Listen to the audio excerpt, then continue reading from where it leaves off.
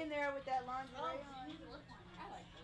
There are different worlds within Wake, all viable, but not all visible. That the one your cheerful tour guide sells you isn't the same one you'll encounter when you get here. And nobody will tell you because we were told to sell this thing to you too. But lying isn't something my mama told me to do. This is my world, our world. Welcome, welcome to my Wake.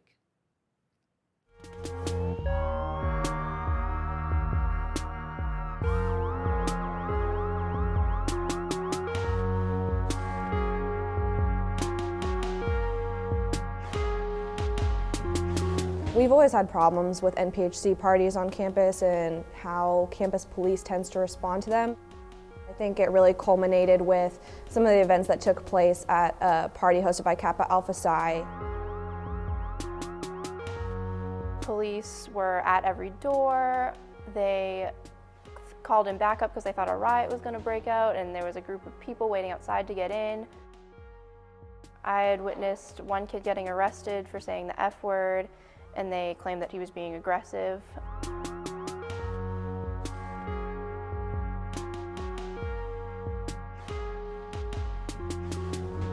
I went home and talked to some alum from 10 plus years ago, and they said they still have the same problems. And if you're having the same problems from 10 years ago and you're still having them in 2014, that's a huge problem. So something needs to happen.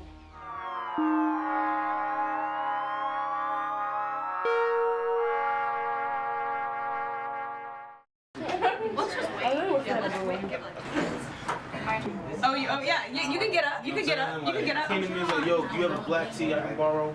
And a hat? We just wanted to bring everyone together because I heard that some people were kind of feeling a little scared about talking in front of people, especially with the people that are going to be here. There will be a ton of students there, deans, a ton of faculty. They're bringing their classes, campus life representatives, Greek office representatives. So it's really, Take the opportunity. it's a lot of people coming together to hear what students have to say. We're sort of splitting the town hall focus into two separate things. So one is discrepancy of party policy between NPHC parties that are hosted on campus and then the so-called white fraternities like IFC parties that happen in the lounges. Our other topic of the town hall meeting is just more general treatment of minorities by campus police. It didn't really have to come to this, but we feel like our backs are against the wall. And we want to see change. We don't want discrimination to continue on this campus. It's bigger than yourself. If you want to change this, if you want to change Wake Forest, then think about that.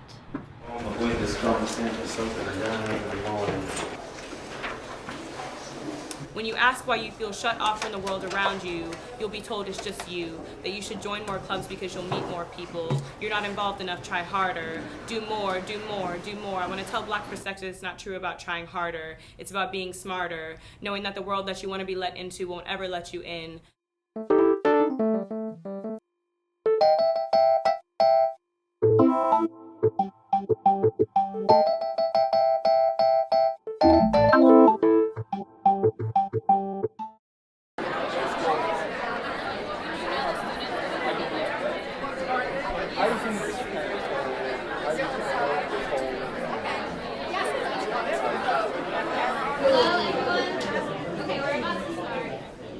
And our main goal of this town hall is to raise consciousness about these issues and talk about future action that can be taken to help remedy some of the concerns.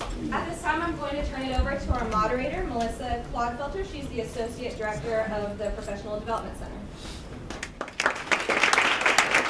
Those of you in the audience who have either questions of clarification, or perhaps you came with a prepared question or a testimonial to come forward and all hear what you have to ask or to say and share.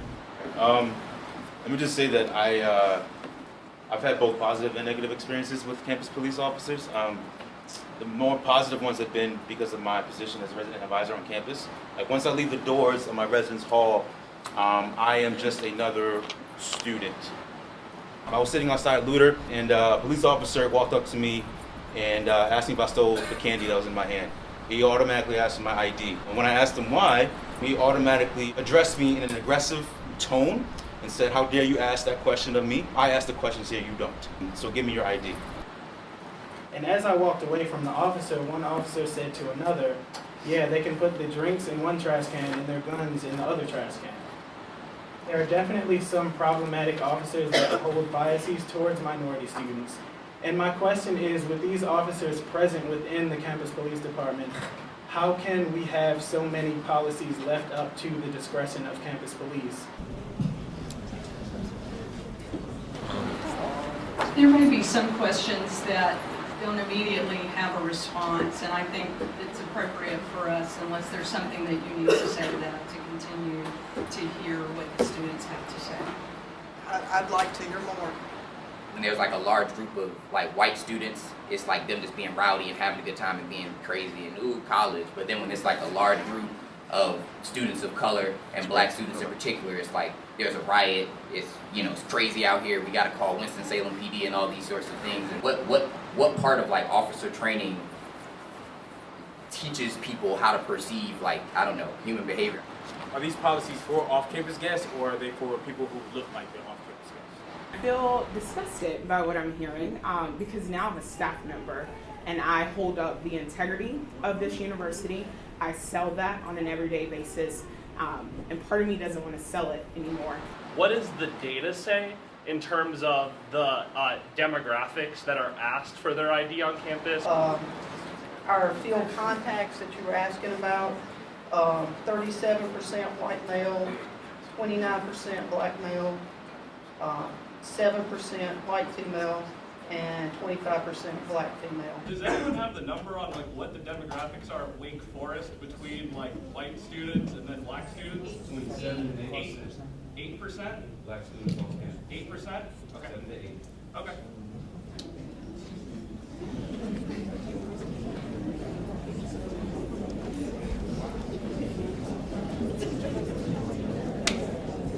My name is Dina, and I just had an incident that I wanted to share. Officers videotaping on their cell phones.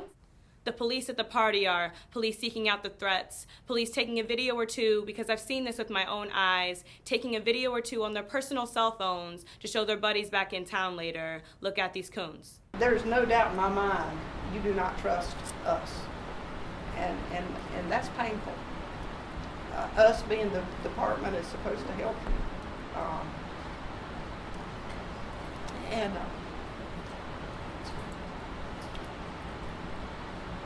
And apparently we've done it to ourselves. So I apologize. Thank you for your response.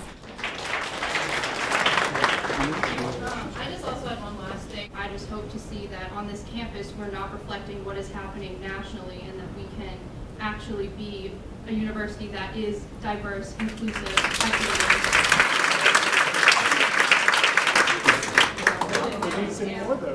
We think it went really well. We were so excited that everyone came out to support the event. We love that Chief Lawson, you know, with her emotion and all, we do understand that she does care, and we do feel like we can work to a common goal. It was harder than I thought it was going to be. I'm going to be meeting with my command staff dark 30 in the morning to find out, to start our internal affairs investigation.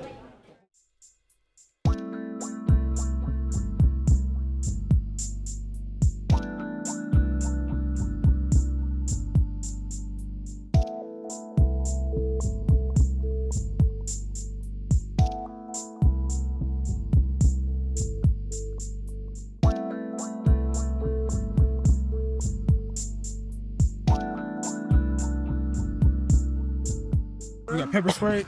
Did you get pepper spray? 1, 2, 3, 9, 10, 11. There's 12 squad cars out here. Mind you, there were no violent altercations. 14 on the right. I got 15 coming up on the right. 16, 17, 18 up on the left. This is what we have to go to at Wake Forest University.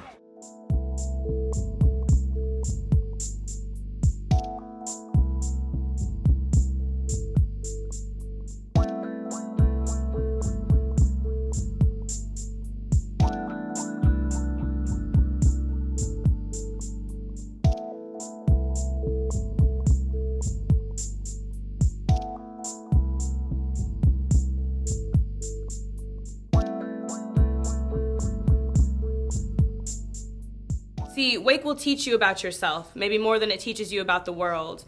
I never used to see the world in color the way I do now, or know words like privilege or intersectionality to express the cards stacked up against me. See, Wake will teach you how to advocate for yourself. Wake will teach you that in the end, we will all come out on top by fighting through. Did any of us know what we were getting ourselves into?